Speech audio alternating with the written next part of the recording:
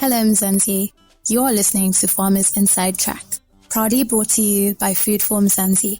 Officially, this is the world's best podcast for 2024, as awarded by WineEfra, the global organization for the world's press.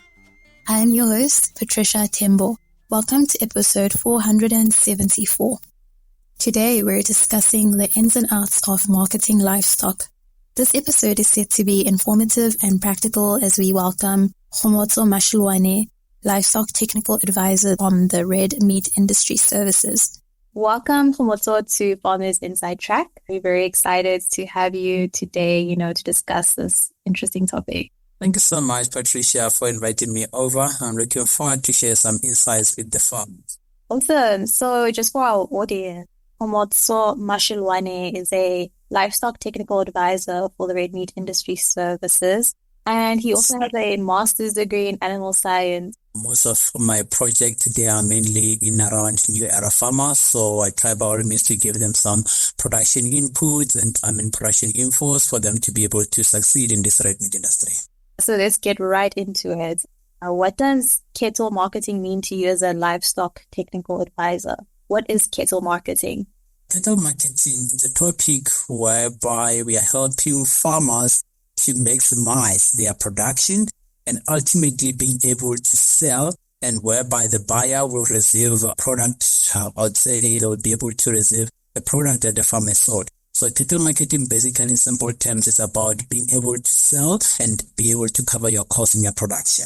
And what factors would you consider when choosing marketing channel? Because I know, of course, there's auctions. I assume you get agents, people who man between the farmer and the different channels one can sell their livestock to. So what factors do you consider in choosing a marketing channel? In the beginning, I indicated that it's more about selling your animal. So you sell your animal, you get money out of it. And so you can be able to cover your overheads and the overall production costs. So at the end of the day, it's about buying feed, medication, paying labors, etc. So when you consider a marketing channel, it's important for you to look at how many animals are you producing it at the moment. Example, if let's say you are still a communal farmer, maybe you have 5 or 6 cattle, it is important for you to keep in mind on the kind of the marketing you can to engage yourself with, because of if let's say, for instance, you want to sell, let's say, into the feedlot, they're looking into a huge number of animals that they can count maybe to an area to collect them and take them directly to the abattoir. So it just makes business sense for them. So it also tempers with the kind of a marketing channel that you're going to participate, because the volumes also plays a huge role. Also, it is important for one to look at the logistics behind. The same as I've explained with the auctions, they have to look into the transportation costs involved. So if let's say you're going to sell your animals maybe at auctions, or maybe you're going to sell direct to a feedlot, or maybe informal market or some of the online platform which today we engage with. So it is important also to look into the logistics behind and also the market conditions of where you're going to supply your animals, because every marketing channel, it has its own requirements. So make sure that you meet the requirements that they have been set, so you can be able to make money out of it. So they are various. So in general, we'll just say divided into the formal and the informal. Informal, you're going to sell directly to your local farmers or maybe local buyers who are coming there to buy for lobola or maybe for funerals and so forth. But in informal, that's where you can look into the direct sales. You can also look through agents. You can also look into the feedlot and also look directly to the abattoir. So every market has its own requirement. So it's important for one to understand every factor that's involved into that. I think you covered that really well. So looking into deciding on the best time, how does a farmer decide when is the best time to sell their cattle?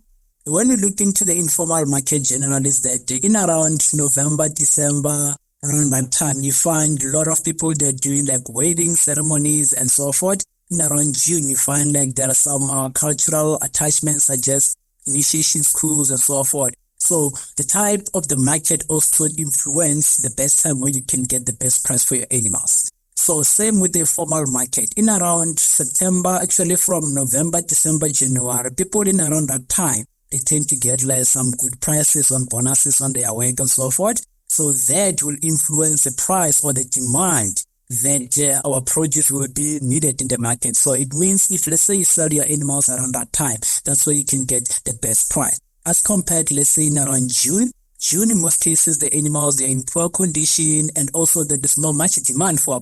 So the best time is influenced by the forces of demand and supply in the market. And at the same time, when you say when you can sell, also depends on your cattle readiness, because of it is important to look at factors such as age, weight, and also condition of your animals. So those factors also plays a huge role in order for you to get the best price. Because at the end of the day, when we say the best time to be able to sell your animals, it's when you can make an appropriate money as a farmer.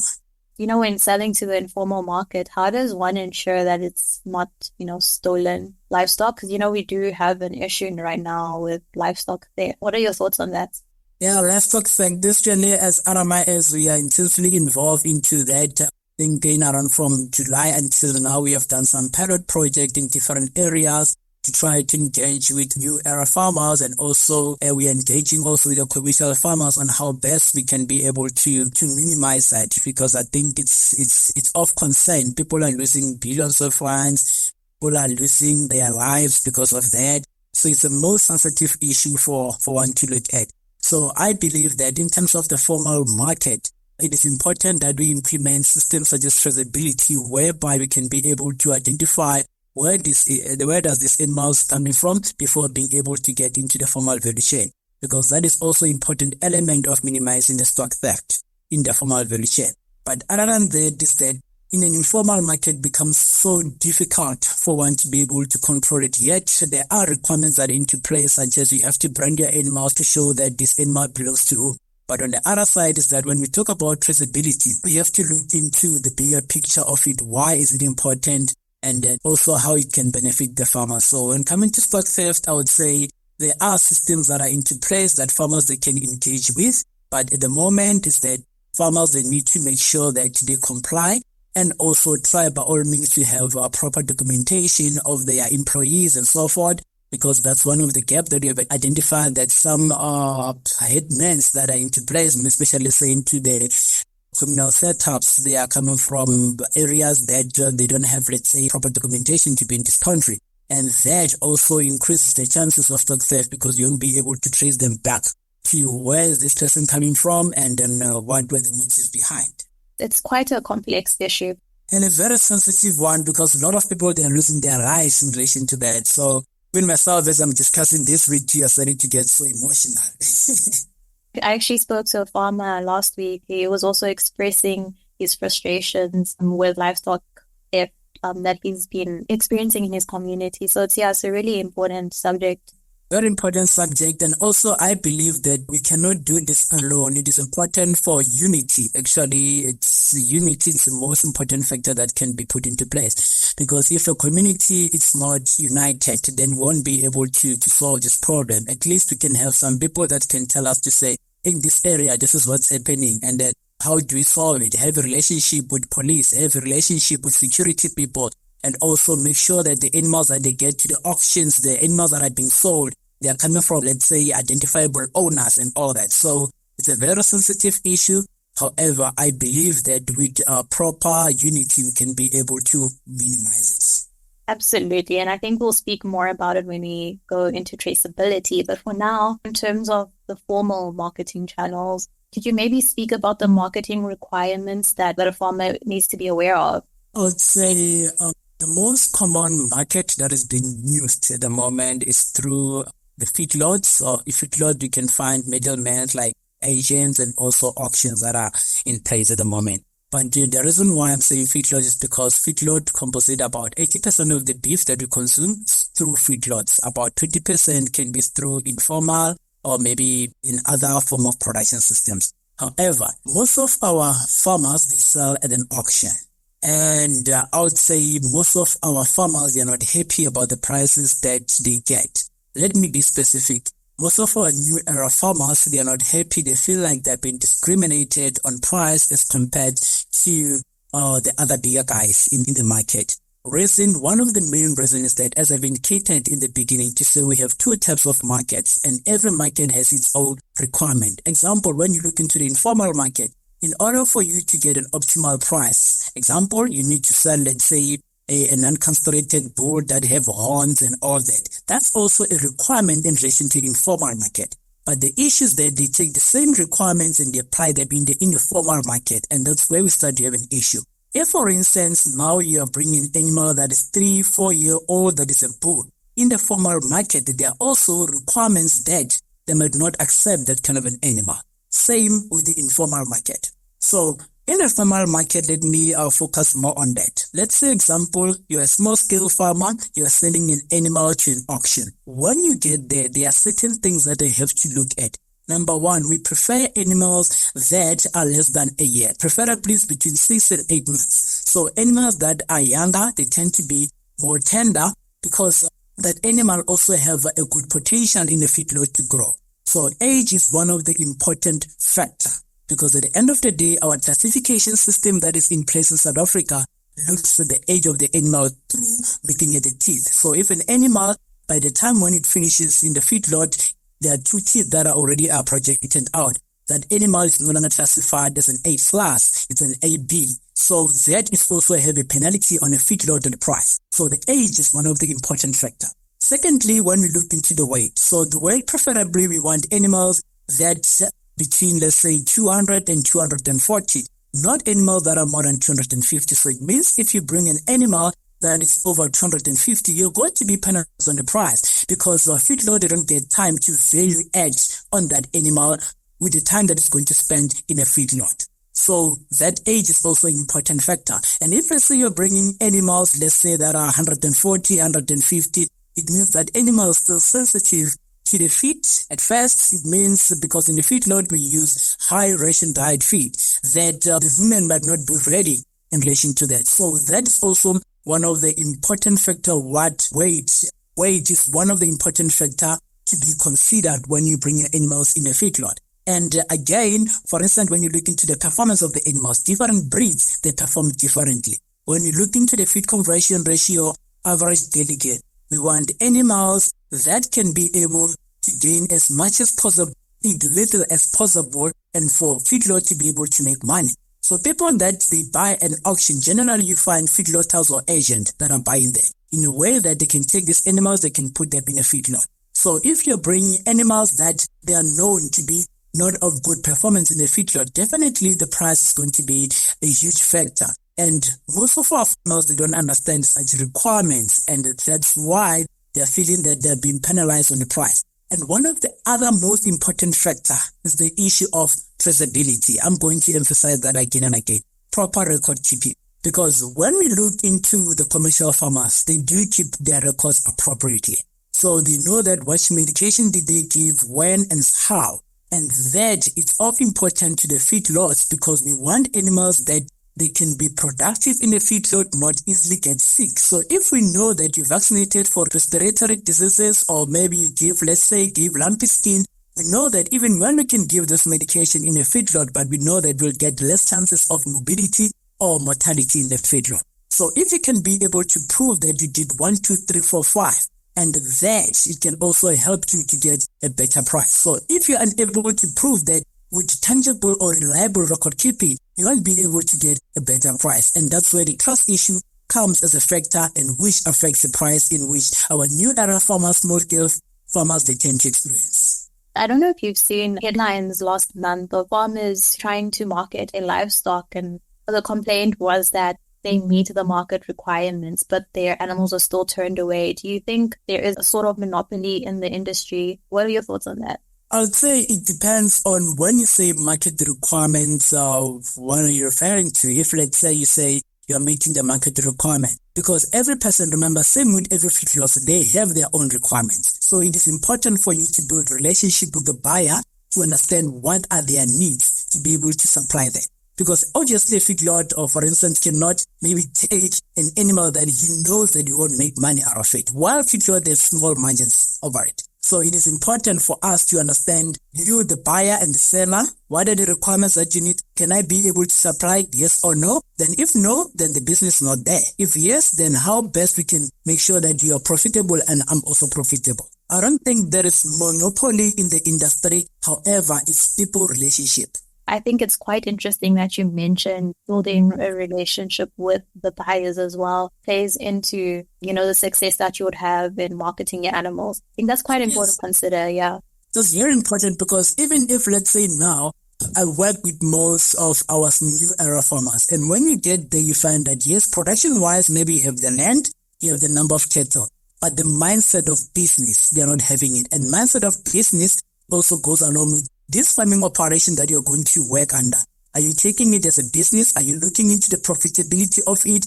And also, are you building relationship? Are you making sure that your employees are happy and all that? So that is one of the elements that they are also lacking on the other side. So if, let's say, we're going to advise to say, you need to look farming as a business. That's also another way to start to make sure that you meet the appropriate requirements. Let's now go into feed conversion ratio and average daily gain. Why is that important in a feedlot?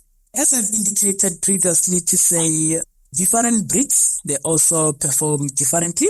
There are also known breeds that are, let's say, considered to be of fast growth. Just mention few such as Bonsmara, Beefmasters, and Angus's. They are breeds that are known to perform optimally in the feedlot. So this is just business sense.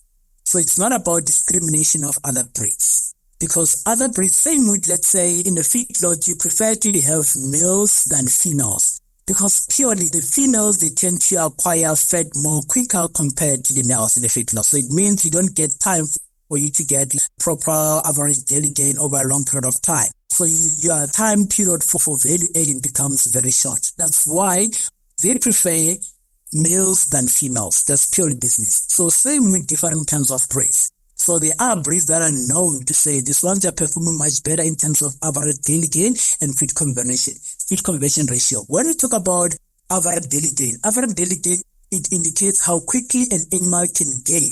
So higher average daily gain, let's say when you get an animal that gains, let's say 2 kg per day. So as compared to an animal that gains 1.1 kg, which one is going to be more profitable at the end of the day? No, definitely the one that is gaining more, the daily, of course. Exactly. So it's going to gain around 2 kg. Then that 2 kg, if you convert that into money, that's something that we can look into. Same with feed conversion ratio. We want animals that can be able to efficiently use the feed in an appropriate. So feed conversion ratio, basically we look into how much can this animal eat in a way for it to gain 1 kg. So if an animal, let's say it eats around 9 kg of feed in order for it to gain 1 kg, then that animal tend not to be productive. As compared to an animal that is, let's say, 6 or 4 kg, in order for it to gain 1 kg, that animal is more efficient. So this is a concept of different breeds performing differently. But at the same time, it depends on the business sense of that particular feedlot. You do find animals that are small frame, medium frame, and large frame. Some animals with large frame, they tend to consume more and also gain less. But it's important for you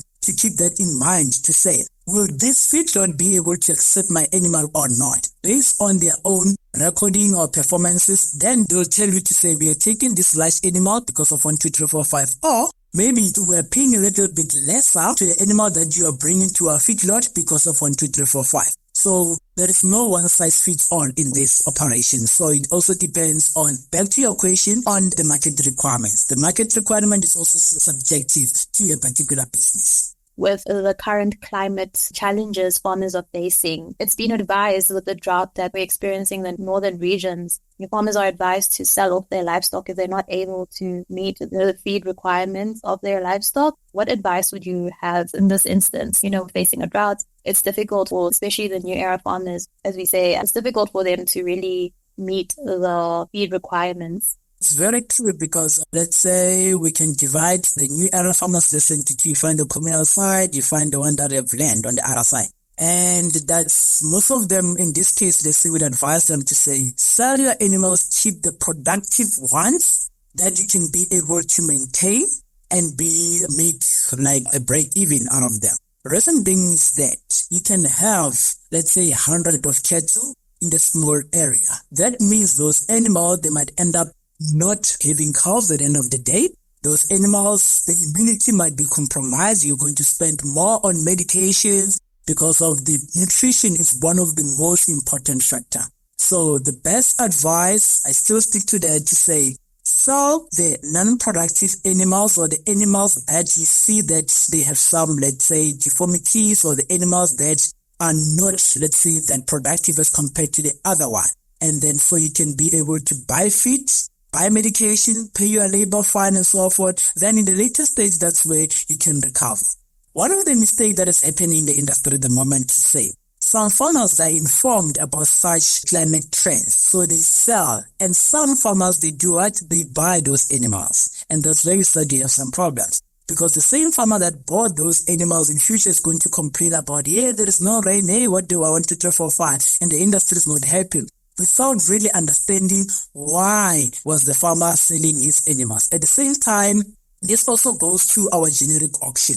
I find myself as a commercial farmer, I'm selling an animal to a generic auction, whereby maybe one teeth is dead. Let's say one teeth is dead is because that animal, if one teeth is dead, that animal is no longer productive in my head. Looking at the fact that that animal doesn't produce enough milk. If that animal does not produce enough milk for the cow, that means that cow is going to suffer where when you're going to sell it at winning age. And when you get there, you find that you have lost over maybe 30 kg in relation to what you have bought if the animal had 4 teeth. So you buy that animal, you put it in your head, then you also come back and complain about the winning way, the price of the market, because at the end of the day, we pay price per kg. So if your animal weighs 160 and the other animals weighs 200 kg, definitely is going to get a better price. So I think taking the conversation back to traceability, I know it's something that you've been stressing. So now I think is a perfect time, take the stage on that, then expand on traceability as well.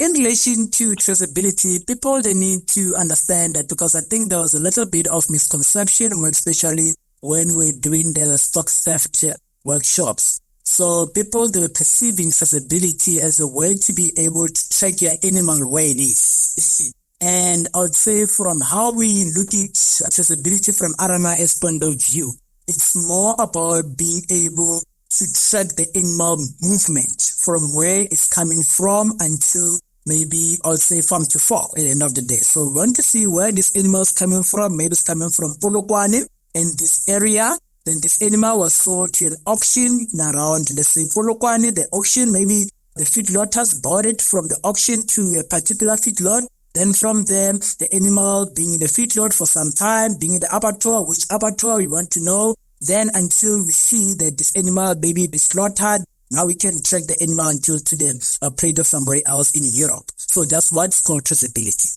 So if we have that kind of information, that is going to ensure some safety, for instance. Because if, let's say, now we are able to see that this animal is coming from this area, if there is any disease or if there is any outbreak or any contamination, we can be able to track it back to the owner. Same now with the issue that we are facing in the industry in terms of food and wealth. If traceability is fully implemented, we can be able to control or minimize the spread of the disease in our country. Same thing is going to help us to export more to other countries, because traceability now becomes a requirement for people to be able to export their meat to different countries. So if traceability is not up to point, then our consumers, they won't have confidence in our product, and they'll start to look for other alternative red meat protein sources. So they'll start to look into the alternative protein sources which are available in the market. So it is important for us to implement traceability from RMIS. We are planning to roll it out on the 1st of November.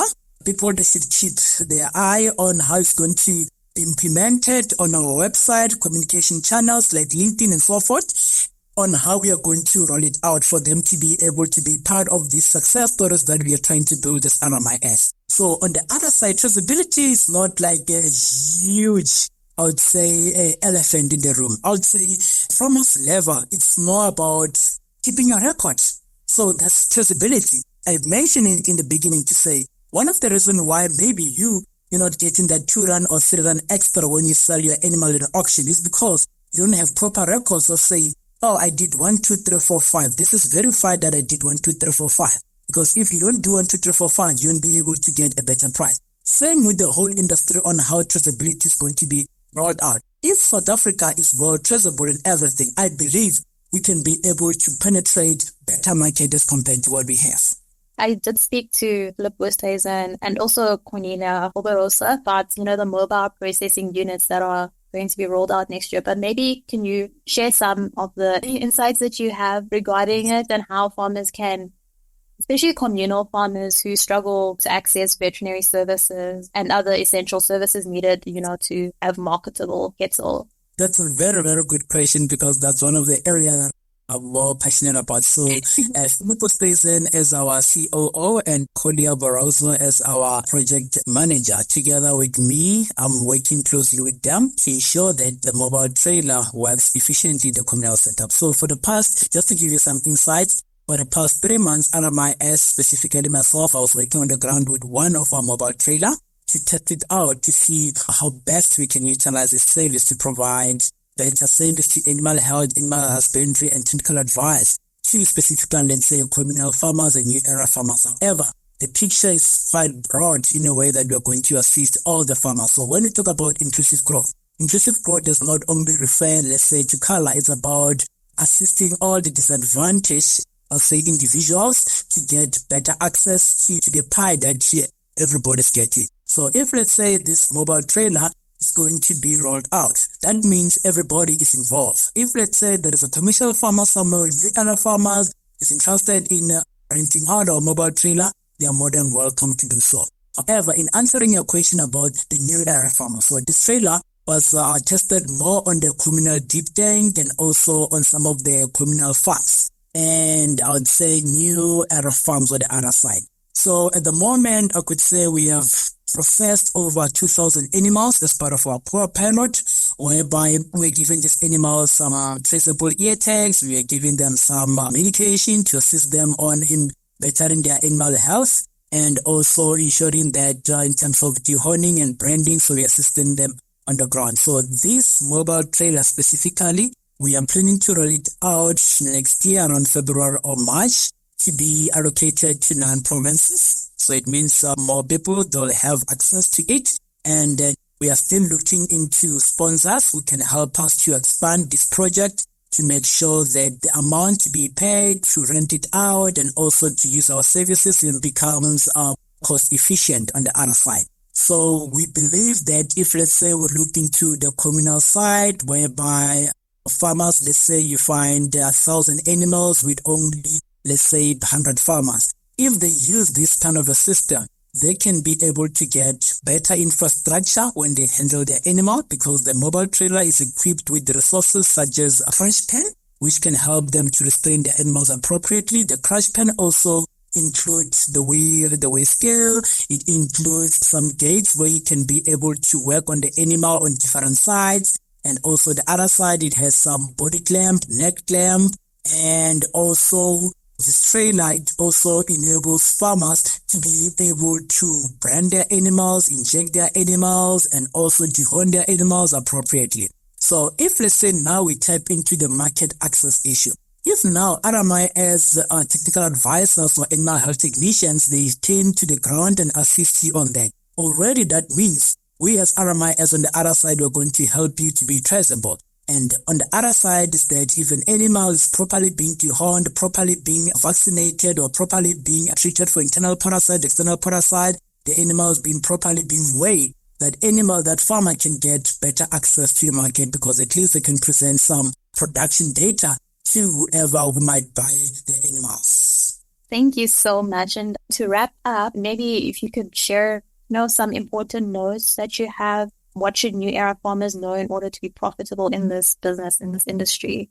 I would say it is important for farmers not to take shortcuts, more especially if, let's say, we look into seasons like drought. In 2026, we are also predicting that there might be drought. So they shouldn't take a shortcut. It is important for them to properly plan. It's either sell some of the animals for them to be able to maintain what is available, and also maybe to keep some feed for their animals during those times. At the same time, it is important for them to properly do vaccination, to deworm their animals, make sure that they have proper disease management program to ensure that their animals remain healthy and productive. On the other side, it is important that they keep proper record keeping and have market timing. That is also very, very important for them to be able to be aware of the market trends and know when to sell their cows, and significantly that is going to impact their profitability. So it is important for them also to manage their costs effectively and start also to look at cattle farming as a business. Because if they don't perceive cattle farming as a business, then whatever that we can try to put on the ground, they won't be able to absorb it in the best efficiently manner. So the best fertilizer for your farm is to make sure that you are there all the time. Don't be an urban farmer. It's important now, as part of this topic, to start to look at the difference between market barriers and market requirements. If, let's say, now you understand the difference between market requirements and market barrier, you will be able to excel in this industry. Thank you so much to Khomotso Mashiloane, Livestock Technical Advisor from the Red Meat Industry Services. For more information on this topic, you can visit www.foodforumzansi.co.za. And that brings us to the end of this episode. Remember to subscribe to our podcast on your favorite platform. From me, Patricia Tembo, our technical producer, Megan van der Vent, and the rest of #team Food for Mzansi, thank you for listening.